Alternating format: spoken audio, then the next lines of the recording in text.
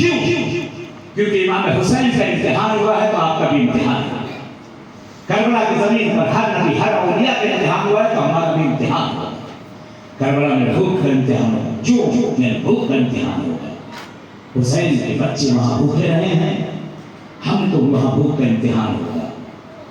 کربلا میں آتش کا امتحان ہوگا, پیاس کا امتحان ہوگا. کربلا میں سکن کا امتحان ہوگا, رہنے کا امتحان ہوگا. کربلا میں بڑی احتیاط کریے گا. اب تک یہ جو زیارت کے آپ نے یہ کچھ نہیں تھا, اب آپ کا امتحان شروع ہو, اس کو بچانا بڑا مشکل کام ہے. کربلا میں پہنچنے کے بعد انسان کو غصہ ہوتا ہے, بلا وجہ کے لیے ذرا ذرا سی باتوں پہ لڑو گے ایک دوسرے سے. سمجھنا ہے, ذرا ذرا سی چیزوں کے اوپر آپ لڑائی کرو گے, آپ کو سمجھنا ہے. شیطان پورے لشکر کے ساتھ آپ کے پیچھے پڑا ہوگا کہ وہ آج ہر قدم پر 70 حج ہے, ہر قدم پر 70 عمرہ ہے, ہر قدم پر شہیدوں کے جنازے پر نماز پڑھنے کا ثواب ایسے ہی جیسے پیغمبر کے ساتھ پڑھا جائے. اتنی آسان سے مل جائے گا, اس کو بچانا جائے. بارہا ایک مثال میں دیا کرتا ہوں, پھر مثال دے دیتا ہوں.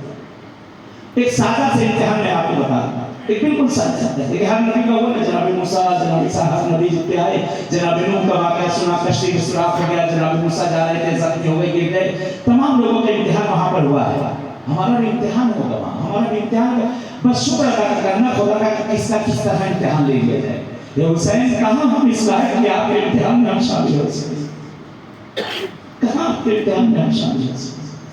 ساتھ سی مثال, مثلا وہاں روم آپ کو ملے گا, تھکے بھی جائیں گے نا, ایک دن تھکے بھی جائیں گے, وہاں روم ملا ہے, مجھ کو خواہش ہے کہ میں ٹھنڈے پانی سے غسل کروں, دوسرے کو خواہش ہے کہ وہ گرم پانی سے غسل کریں.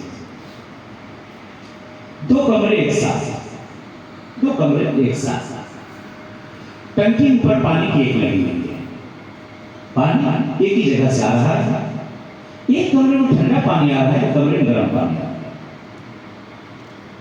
پانی ایک ہے, پائپ ایک ہے, لائننگ ایک ہے, لیکن ایک کمرے میں ٹھنڈا پانی آ رہا ہے, ایک کمرے میں گرم پانی آ رہا ہے. جس کو ٹھنڈا چاہیے تھا گرم ملا, جس کو گرم چاہیے تھا ٹھنڈا مل گیا. اب وہاں پہ آپ کا ایک اور امتحان یہ ہوگا, دماغ گرم, تھکے بھی آئے ہیں نا, 3 دن چل کے آئے ہیں نا, پیروں میں چھالے پڑے ہوئے ہیں, قدم اٹھنے کو تیار نہیں ہے. اس جگہ پہ آپ کا امتحان ذرا ذرا سی چیزوں پر, اس لفظ کو خالی غور کر, ذرا ذرا سی چیزوں پر اتنا سا شیمپو, ایک چھوٹی سی ٹکیا صابن کی, اس پر لڑائی ہو جائے گی.